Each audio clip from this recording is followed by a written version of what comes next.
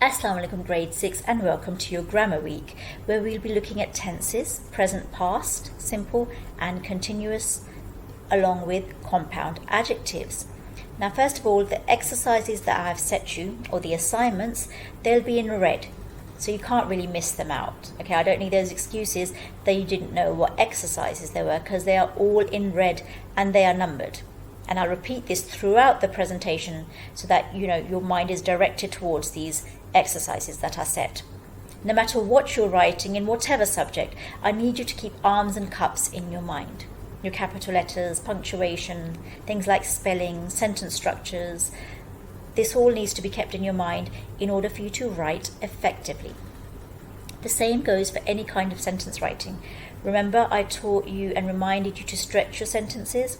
The same applies no matter what you write in your English lesson or any other lesson, for example. If you see the example in front of you, my crazy cat. So what is she doing? Well, she's running around. When? All day long. Where? In your bedroom. Why? Oh, she's feeling hypo, she's happy. By using the 5 W's, who, what, when, where, and why, you can actually stretch your simple sentence. Your timetable. I have this timetable for you in order for you to sort of pace yourself. And this way, you'll get your work done a lot quicker and you'll have time for other things too. Because, by no means are we saying to you to study all day. Okay, you do need a break, and if you pace yourself and use a timetable, you'll be able to use your time more effectively. Right, so in our grammar week, like I said before, we'll be looking at the tenses. Now, your lesson objective is to use the tenses correctly in the given writing prompts. These are the exercises that I've set you. So the correct tense should be used, coherent sentences, basically the sentences should make sense, and arms and cups applied in the writing. So the present tense, you've done this so many times, but just to quickly recap, talking about something that's happening now. I set the table. Okay, I play tennis. Present continuous, what is it? An ongoing action, happening now and it continues. You don't know when it stops. Okay, am, is, and are. They are doing something, we are doing something. Past tense, happened in the past, is finished, ended, gone. Okay, we use the ed with our verbs, but not with irregular verbs. Past continuous, action that was in progress in the past. It was an ongoing past action, interrupted at some point, don't know when. Auxiliary verbs that were used, was and when, and we use the present participle. I really do not need to go through all of these tenses again. There's an exercise in front of you. Peter watches a movie before bed. What tense is this? Peter watched a movie before bed. Peter is watching a movie before bed. Peter was watching a movie before bed. I need you to write these sentences out in your notebook and write which tense this is. Right, here's your exercise number 2. I'd like you to read the following extract and write all the verbs you can spot in the present tense and change them into the past tense. So basically in your notebook, you'll write out all the present tense verbs that you can see and then change them into the past tense. Please do this neatly. Right, for the past tense, different articles, different materials have the past tense, like newspaper articles or when you're writing a diary entry, for example. Now, what I'd like you to do for exercise number 3 is describe a time when you tried a new food. Think about these questions. How did you feel before? Who were you with? Why did you try it? What did it look like? How did it taste? How did you feel after? When you answer these questions, you'll automatically find yourself answering in the past tense. I'd like you to write the answers down, ready to present in Zoom class. So I'll pick any student and ask them to answer any of these questions. So this was your exercise 3. Right, for the past continuous and the present continuous, I have 2 exercises here for you. We spent too long going over the rules and filling in blanks, so I thought if you write yourself, you'll be better able to understand the tenses being used. So for the past continuous, if you look in your storybooks as well, you'll notice that the background is often described in the past continuous tense. So if you have a look at this paragraph in front of you, the sun was shining and the birds were singing as the elephant came out of the jungle. Now the elephants come out of the jungle, but when the sun stopped shining, when the birds stopped singing, we don't know. What I'd like you to do is continue this story. You've written stories in grade 5, so you won't have any problem doing this. I'd like you to continue this in your notebook. Write out this first paragraph from the sun was shining up to towards the river and then continue. For exercise 5, present continuous, ask yourself these questions. In fact, you can choose any, say 6 questions. Choose any 6 questions and write the answers. And again, we'll discuss this in Zoom. All 5 exercises should be in your notebook and sent in the Google Classroom. You need to write the questions and then the answers in your notebook. And do not forget to attach it. Right, let's have a little look at something else now. Read the red sentences in red that are in front of you. I saw a man eating alligator. I saw a man eating alligator. What's the matter with these sentences? Is there anything wrong? Is there any difference? Can you see anything different in these sentences? I can't. They're exactly the same. The only way I know that they might mean different things is because of the pictures. One picture has the alligators trying to eat the man, and in the other picture there's a man eating the alligator. This is how sentences can be confusing when you use 2 words to describe a noun, 2 words together.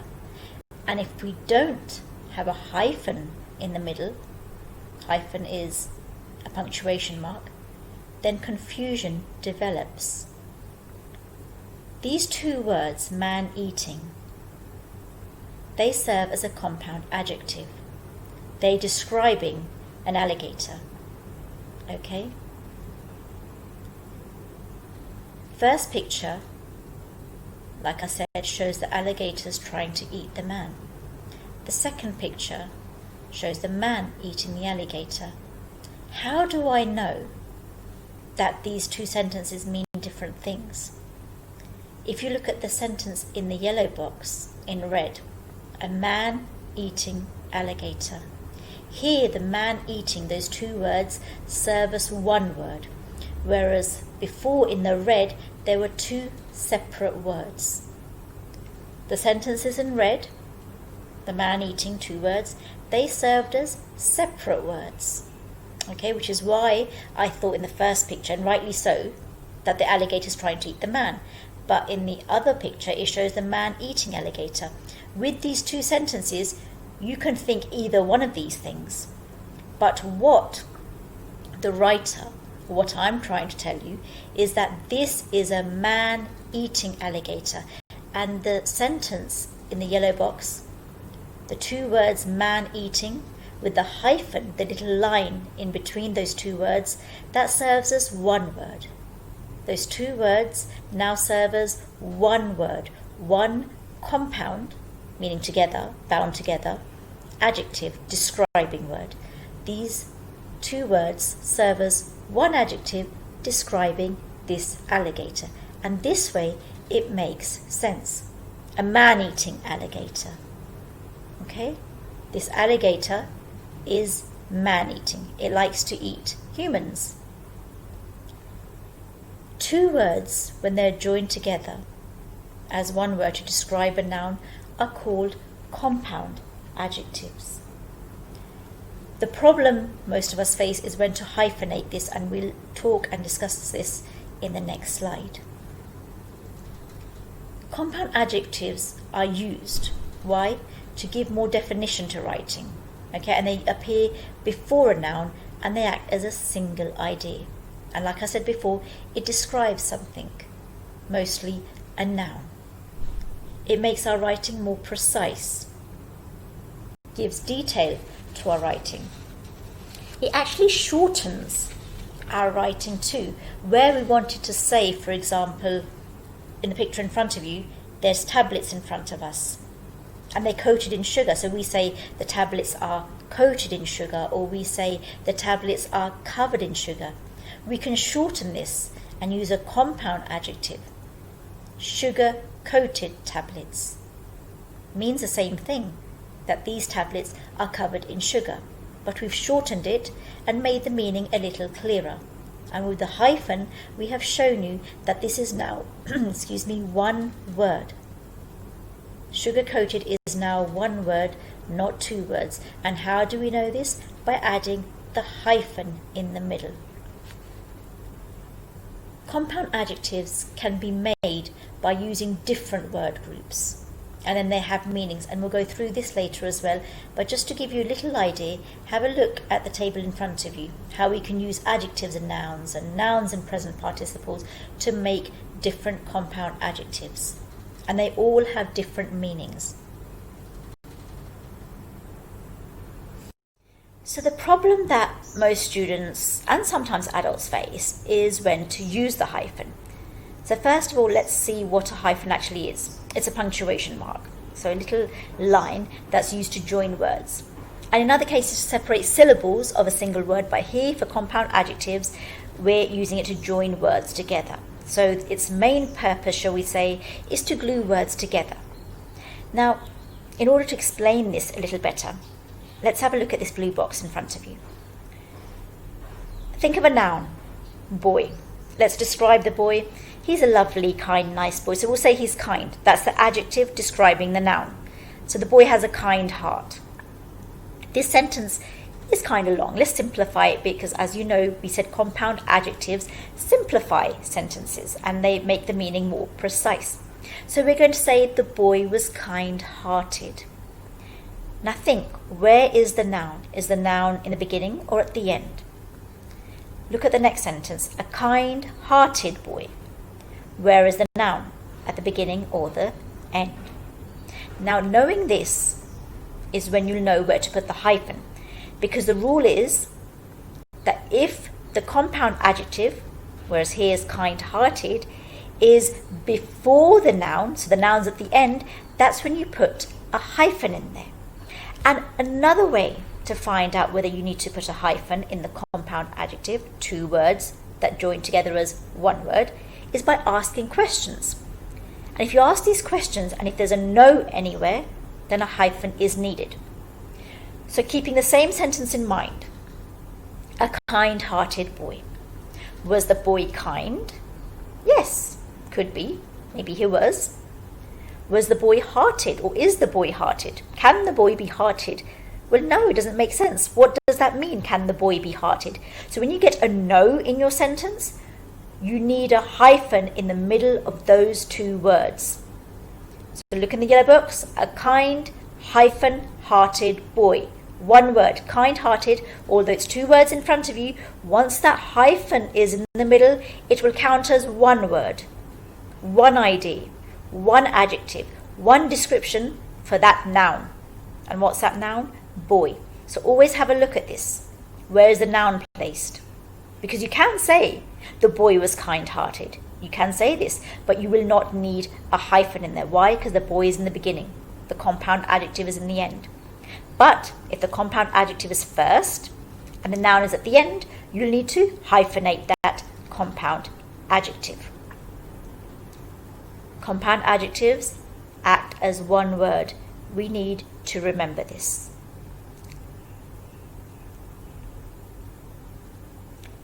Use hyphen if the compound adjective comes before the noun, not after. These are one of the rules. Another question you need to ask yourself is, can you add and, the conjunction and, in the middle of the two words and it will still make sense? If no, it needs a hyphen. So let's use another example. I saw a man eating alligator. And again, we haven't used a hyphen in here because we just, pretend we don't know, or I didn't know, and I've just written this. Put the word and in the middle. Add the conjunction. I saw a man and eating alligator. Now the man was eating an alligator, or the alligator will eventually eat the man. We don't know, but the word and definitely does not make sense there. So if it does not make sense there, you add a hyphen. You make it into one word, one idea to describe the alligator. Now if I give you one more example, the boy was tall and gentle. Okay, so I can change this into a tall gentle boy. Okay, a tall gentle boy. Now if I say, is the boy gentle? Yes. Is the boy tall? Yes. The boy is tall and gentle? Makes sense. So here I will not be needing a hyphen. So wherever, when you add the conjunction and it does not make sense, you will add a hyphen. But let's quickly go over the compound adjectives and its uses, as well as the use of hyphen. Now we already know that they appear before a noun and they act as a single idea. Explained simply again, these are two words joined together by a hyphen, and they act as one idea, act as one word. We're not going to treat them as two words. And the hyphen is used because it helps to avoid the confusion that can result in having two different adjectives right before a noun. An example like I used in the beginning with the alligator. Here, we're a fast-acting team. Are we an acting team that moves fast? No. When you put the hyphen in there, our team acts fast. Fast hyphen acting. One word, one idea. We are a team, we work together, we work quickly. That's the meaning that the writer wanted us to understand. Second one, are you ready to see a man-eating shark?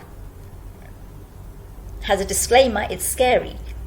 But if I read this sentence, I wouldn't find anything scary about a man eating shark. He's eating a shark, so what? But that's not what the writer meant.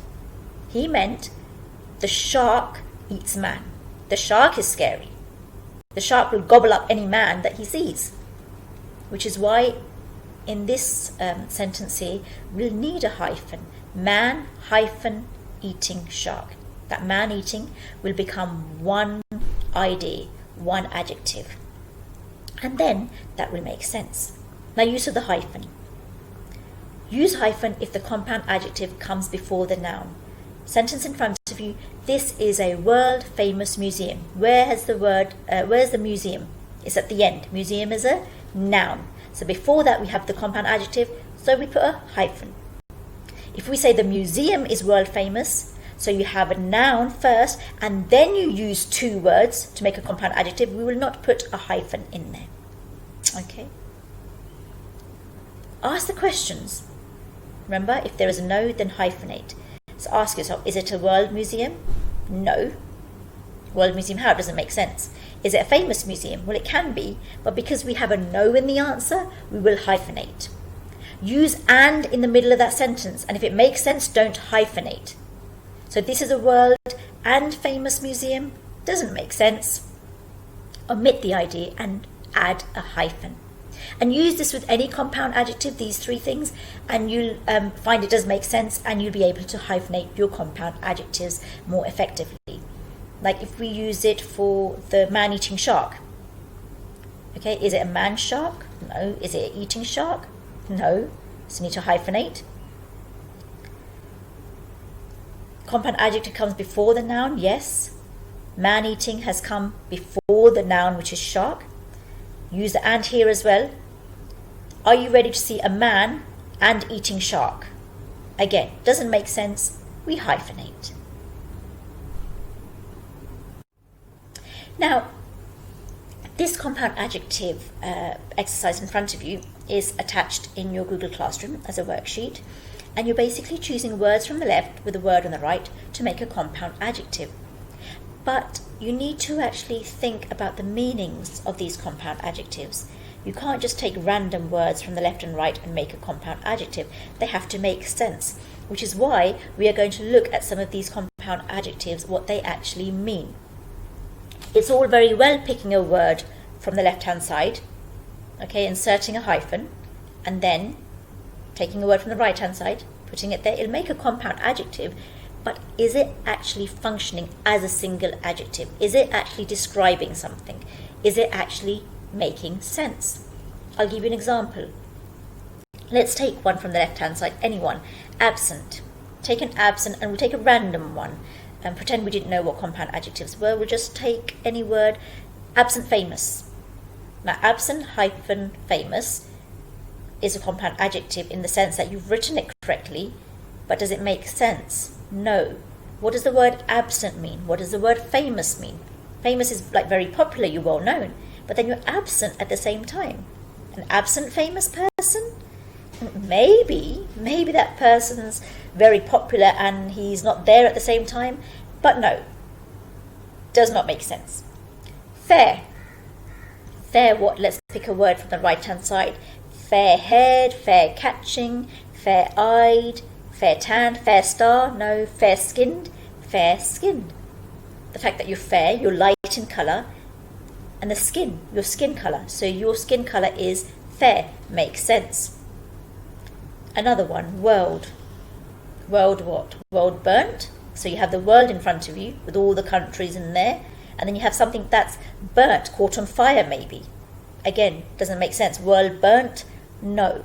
You can't say world burnt. World burnt how? Has the world burned down? Has the world caught fire? Again, no. World famous?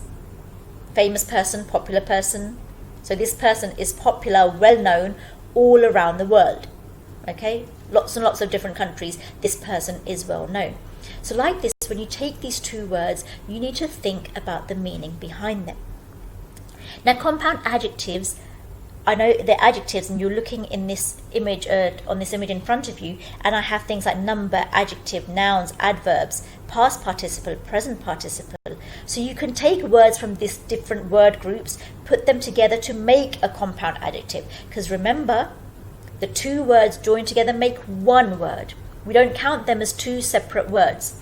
We count these two words as one idea, one word, okay, as a single word. So you can take a number and a noun, put it together, that's a compound adjective, like one-way street. Take an adjective and a noun, a full length dress. A dress that is full, so your sleeves are there, your neckline is there, everything is there, and the length is right down to your ankles. Adjective and a present participle. Take any adjective. Good. Present participle, looking. Good looking. Okay, what does good looking mean? You look nice, handsome. You can take a noun and a present participle. Mouth watering, something's really, really tasty.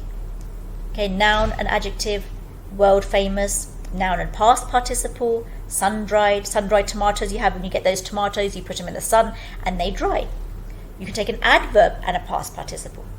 Okay, a brightly lit room, a well-known person, and an adjective and a past participle. Okay, now as you go across these, as you carry on learning English and the different word groups, you'll basically increase your knowledge of compound adjectives and add to your vocabulary. I have some more compound adjectives in front of you. These compound adjectives in the green are actually in your worksheet for you to use in your own sentences. But before you do that, I'd like to go through the meanings, so that'll be easier for you to complete the worksheet. Now the first one, open-minded. Okay, think of the word open, think of the word minded if you're unsure, because you can have an educated guess about compound adjectives. Okay, when you have the words in front of you, you can guess the meaning, and more often than not, you will be right. Open-minded, so you're open, you're out there, you're willing, okay, and you're minded, your mind, so your mind is basically open. So what is your mind open to? Your mind is open to accept, to perceive, to consider, to think about new things. Okay, so an open-minded person likes to consider, or is willing to consider, likes to accept things, any new ideas, any new concepts. Red-handed. Red. Now red is something like a strong colour, isn't it? And then your hand. So just think of your hand and it's dark red. Okay, so obviously red is, and if you look, like red is associated with the devil, red is associated with blood, so it's all these dark, dreary things. So negative aspect, this red-handed compound adjective has a negative element to it. So here it's used to indicate when someone has been caught doing wrong. You know, you put your hand in somebody's purse, for example, okay? Maybe by accident, but if somebody comes in and you've realised your mistake and they realise you're doing something wrong, you've literally just been caught. You've been caught doing something wrong. Absent-minded. Absent mind. I mean, this one's an easy one. Think of being absent, not being there, not being present. Then think of your mind. So not paying attention. Okay, students are absent-minded. I'm absent-minded when I'm cooking sometimes. You know, my mind wanders somewhere else. Often forgetful. Tight-fisted. So just think of your fist and literally squeeze it. Make it into a little ball.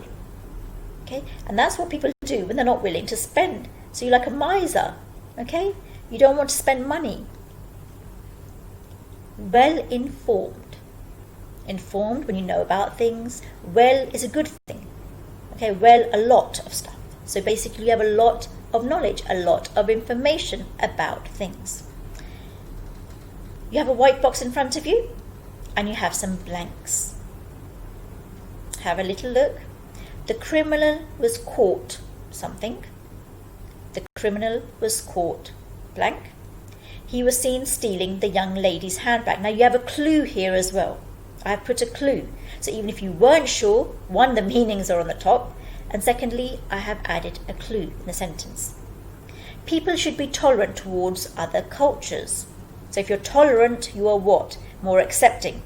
They should be, choose a compound adjective. And the same carry on with the rest of the sentences. We'll go through these in Zoom class together. Right, so a little timetable reminder for you, what you should be doing on Monday. As mentioned before, go through the full presentation and make notes of the exercises that need to be completed. Tuesday, exercise 1 and 2 should be completed. Wednesday, exercise 3, 4 and 5. Thursday, your worksheet on compound adjectives, along with some fiction reading. Now stick to the timetable and you'll find it very easy. I look forward to receiving your work and also your answers in the Zoom class. Good luck, take care of yourselves, Allah Hafiz.